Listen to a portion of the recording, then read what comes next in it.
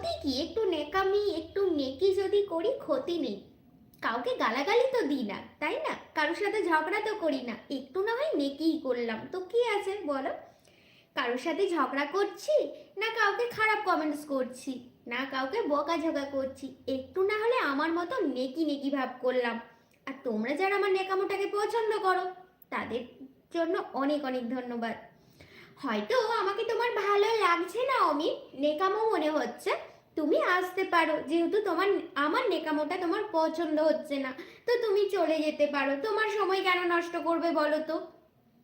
আমি চাই না কেউ যদি আমার নেকামো মনে করে কথা বলা, আমি তাকে ভালো বলবো, তুমি আমার লাইফ থেকে চলে যেতে পারো, তোমার অনেক কাজ আছে, তোমার অনেক সময় নষ্ট হচ্ছে, একই যদি তুমি আমার লাইভ ওয়াচ করো সেটাতে আমার লাভ হবে, আমি ডলার পাবো, তুমি যদি কমেন্টস করো সেটা